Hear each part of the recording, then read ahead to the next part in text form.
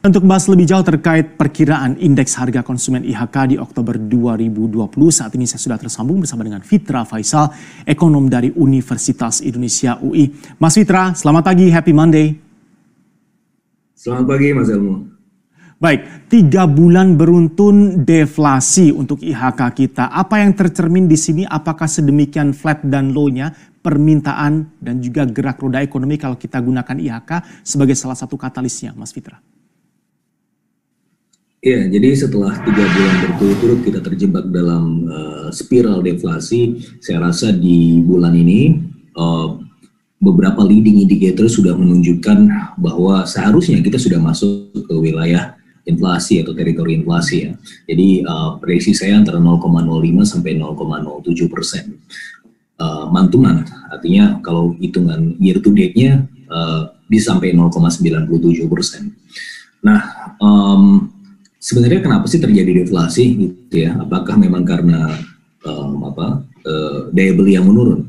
Iya dan tidak gitu ya. Kalau kita lihat di 40% income terbawah, ya memang mereka mengalami penurunan daya beli.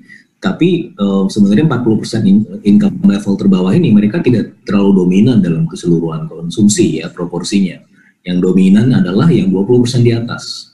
Nah, apa yang terjadi dengan yang 20% di atas adalah mereka cenderung menghindari resiko di jangka pendek ya. Makanya kita melihat dalam beberapa bulan terakhir harga emas meningkat. Kita juga melihat harga obligasi yang bertenor panjang juga meningkat ya, 10 tahun. Yang bertenor 10 tahun itu meningkat ya, permintaannya tinggi gitu ya.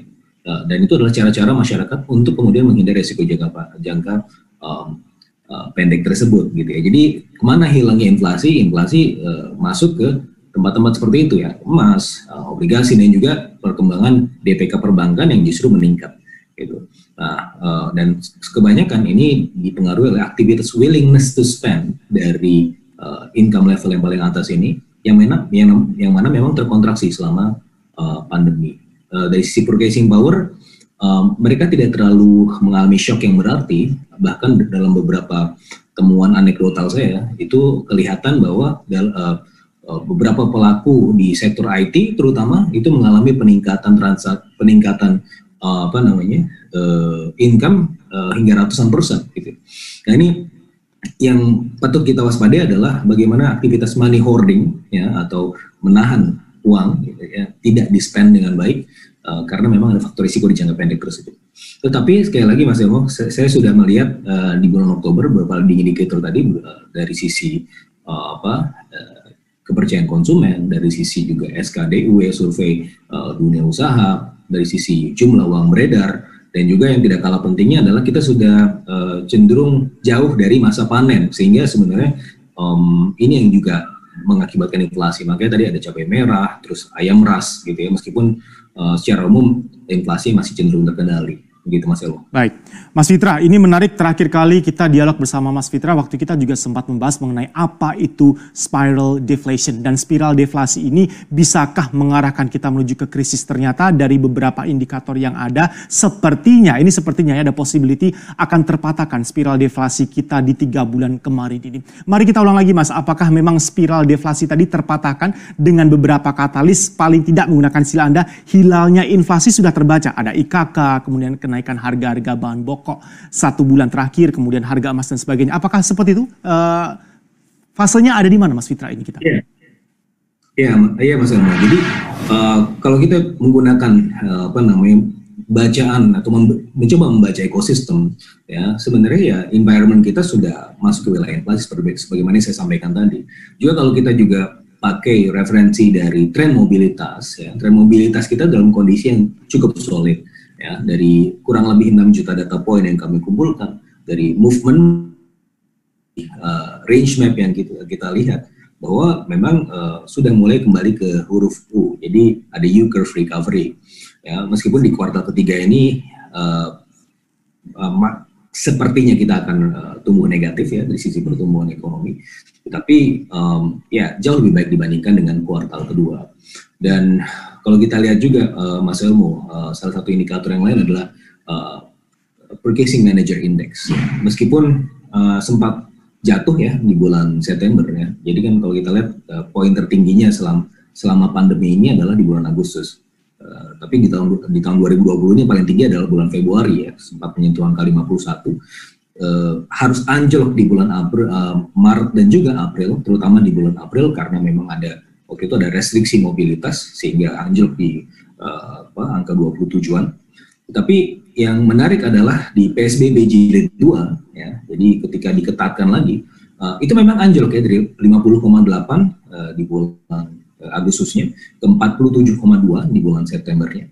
Tetapi di bulan Oktober ya, jadi dari 50,8 ke 47,2 itu sebenarnya kalau anjlok nggak anjlok banget. Seharusnya kan kalau mengikuti tren di kuartal kedua kemarin atau semester pertama, ini seharusnya di bulan Oktober ini kita jauh lebih turun lagi ya, karena memang ada dampak lag dari restriksi mobilitas. Tapi ternyata tidak, yang ada adalah bouncing, meskipun bouncingnya masih tipis ya, dari 47,2 ke 47,8. Ini artinya menunjukkan bahwa sebenarnya perekonomian kita jauh lebih solid dan jauh lebih adaptif dibandingkan dengan di kuartal 2 kemarin ketika ada PSBB jilid pertama. Artinya ya dalam kondisi seperti itu ya, secara fundamental kita sudah jauh membaik, sudah jauh lebih adaptif ya, sehingga saya rasa dorongan ke arah permintaan yang meningkat ini akan menjadi lebih signifikan dalam beberapa bulan ke depan. Itu yang menyebabkan inflasi.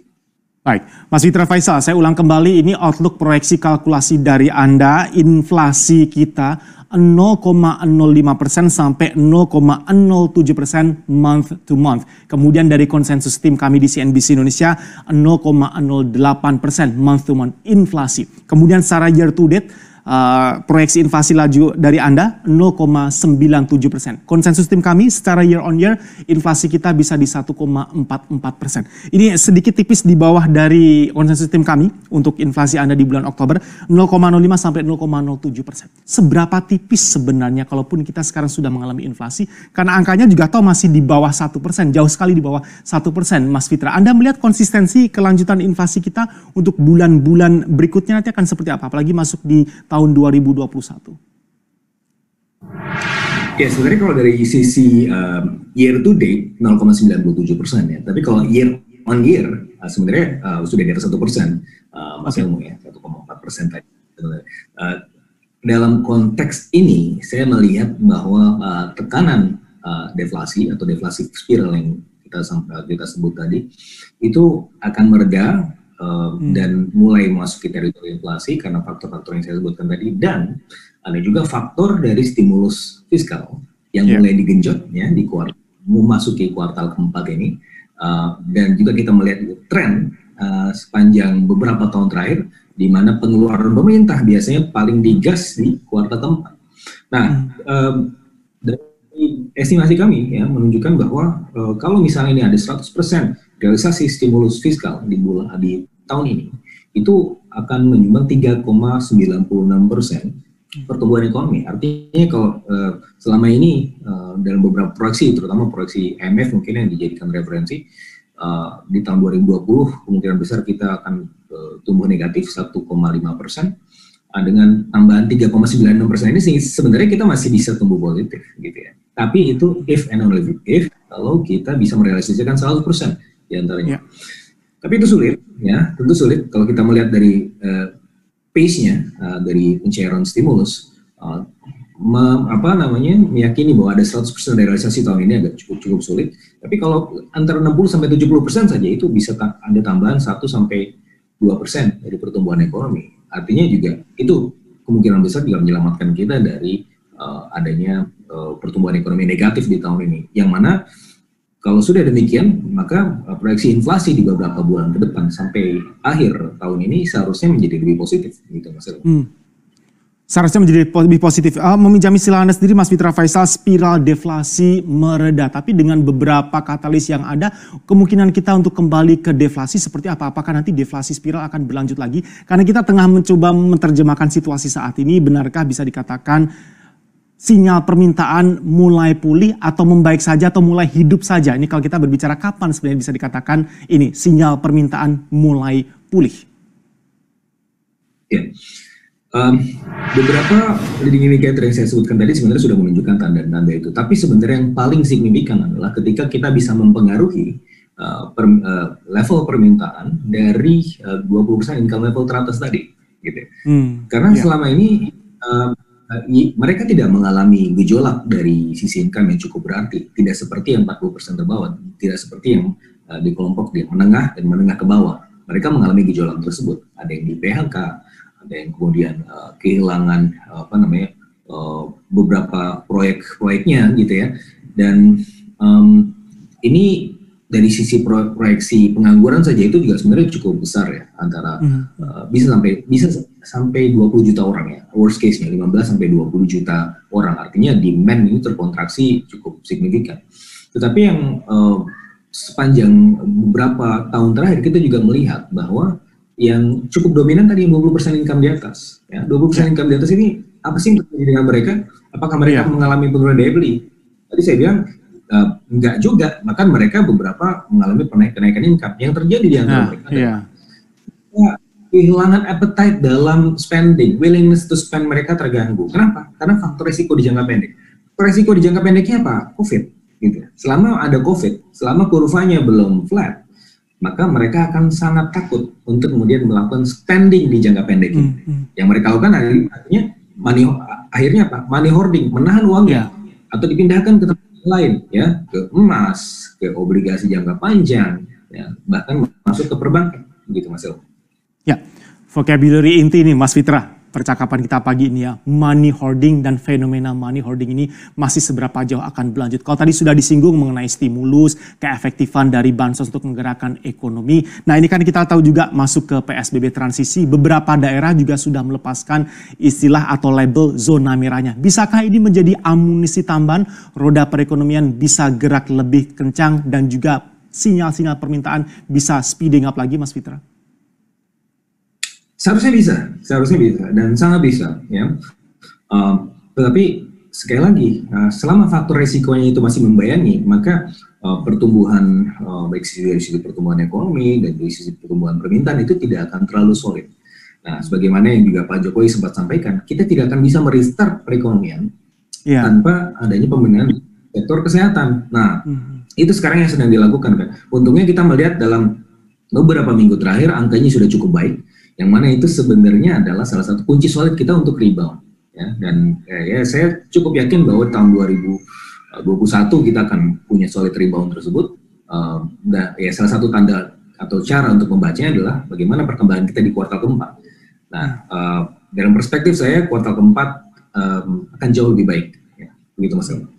Oke, optimisme yang harus kita jaga di Mas Fitra ya. Kuartal keempat akan jauh lebih baik. Memang karena tema utama kita adalah berbicara mengenai IHK atau inflasi, berarti berbicara mengenai konsumsi domestik, rumah tangga, dan juga spending masyarakat. Nah sekarang kita juga perlu tahu spending dari government sendiri akan sejauh mana berpengaruh ke pertumbuhan PDB untuk kuartal 4 yang Anda katakan tadi akan jauh lebih baik dibandingkan kuartal sebelumnya. Apalagi kuartal 2. Ya, di kuartal keempat pastinya pemerintah akan menggenjot dari sisi spendingnya. Ini juga sebenarnya sudah merupakan tren tahunan ya, di mana ya aktivitas spending pemerintah itu paling banyak terjadi atau paling agresif di kuartal keempat, yang mana itu seharusnya akan mendorong inflasi dan juga permintaan masyarakat ya. Permintaan masyarakat meningkat ya, artinya inflasi juga meningkat. Meskipun ya salah satu caveatnya atau salah satu PR pemerintah adalah sebenarnya dari sisi pajak ya. Target perpajakan ini akan miss ya, karena memang aktivitas ekonomi yang melambat, yang mana pada akhirnya akan memperlebar justru defisit APBN. Nah ini merupakan salah satu resiko dari pemerintah jangka pendek. Begitu Mas El. Ya, Mas Fitra Faisal, ditahan terlebih dahulu, kita akan lanjutkan dialog kita sesaat lagi. Pastikan Anda masih bersama kami, dialog bersama dengan Ekonom Universitas Indonesia akan berlanjut hanya di Squawk Box CNBC Indonesia.